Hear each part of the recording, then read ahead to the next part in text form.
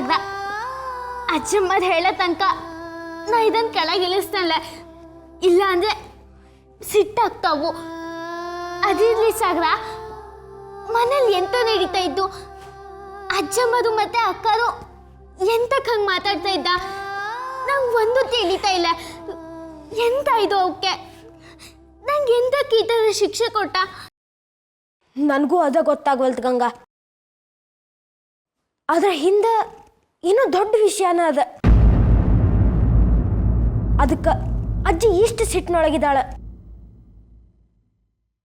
ಆದ್ರೆ ಒಂದು ಮಾತ್ರ ನಮ್ಗೆ ಗೊತ್ತದಲ್ಲ, ಅದೀಗ ಹೊರಗೆ ಬಂತ. ಎಂತ ಮಾತು? ಅದ ಶಾಂತಜ್ಜಿ ಮನೆಗೆ ಯಾವಾಗಿಂದ ಬಂದಾಳೋ ಆಗಿನಿಂದ ಮನೆಯೊಳಗೆ ಒಂದಿಲ್ಲ ಒಂದು ಜಗಳ ನಡೀಲಿಗತ್ತದ. ಇದು ಯಾಕೋ ಚಲೋ ಆಗಿಲ್ಲ ಗಂಗಾ. ನಿಂದೇನೂ ತಪ್ಪಿರ್ಲಿಲ್ಲ, ಆದರೂ ಅಜ್ಜಿ ನನಗೆ ಪನಿಷ್ಮೆಂಟ್ ಕೊಟ್ಲು. ಈಗ ಏನು ಮಾಡ್ತಿ ಗಂಗಾ?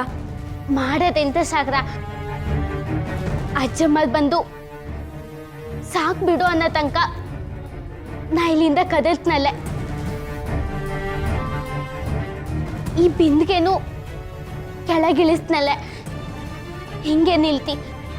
ಏ ಸ್ಟುಪಿಡ್, ಹಿಂಗೆ ನಿಂತ್ರೆ ನಿನ್ನ ಕಾಲು ಎದಕ್ಕೆ ಬರ್ತಾವ?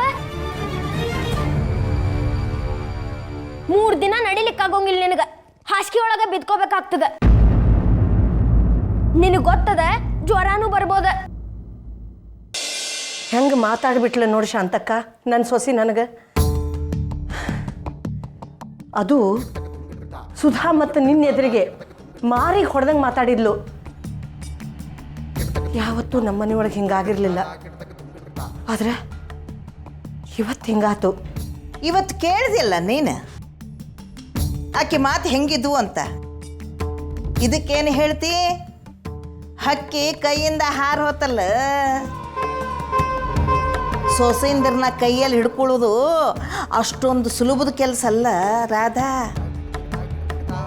ಖರೆ ಹೇಳಲಿಕ್ಕೆ ನನಗೆ ನಾಚಿಕೆ ಬರ್ಲಿಕ್ಕತ್ತದ. ನಮ್ಮವ್ವ ಮನೆ ಹೊರಗಿನ 4 ಮಂದಿ ಮುಂದೆ ನೀನು ಮರ್ಯಾದೆ ಗಾಳಿಗೆ ತೂರ್ತಿದ್ಲ ನಮ್ಮವ್ವ. ಅಜ್ಜಿ, ನನಗೆ ನಿಮ್ಮ ಜೋಡಿ ಮಾತಾಡೋದದ. ಈಗೇನು ಮಾತಾಡೋದದ? ಆಮೇಲೆ ಬಾ ಹೋಗು. ಆಮೇಲಿಲ್ಲ ಅಜ್ಜಿ, ಈಗ ನಿಮ್ಮ ಜೋಡಿ ಮಾತಾಡೋದದ. ಗಂಗಂದೇನು ತಪ್ಪಿರ್ಲಿಲ್ಲ, ಆದ್ರೂ ನೀವು ಆಕೆಗೆ ಶಿಕ್ಷೆ ಯಾಕೆ ಕೊಟ್ರಿ? ಆಕೆ ಆಟ ಆಡ್ಲಿಕ್ಕೆ ಹೋಗಿದ್ಲ. ನನಗೆ ಮೊದ್ಲು ಹೇಳ್ರಿ, ನೀವು ಗಂಗಾಗ ಪರ್ಮಿಷನ್ ಯಾಕೆ ಕೊಡೋಂಗಿಲ್ಲ? ಪರ್ಮಿಷನ್ ಕೊಡೋದು ದೊಡ್ಡವರು ಹೌದಲ್ಲ? ಗಂಗನ್ಕಿಂತ ದೊಡ್ಡವ್ರಂದ್ರ ಅಮ್ಮನೇ ಇದ್ದಾಳೆ. ಅಮ್ಮ ಪರ್ಮಿಷನ್ ಕೊಡ್ಲಿಕ್ಕೆ ಆಗೋಂಗಿಲ್ಲೇನ?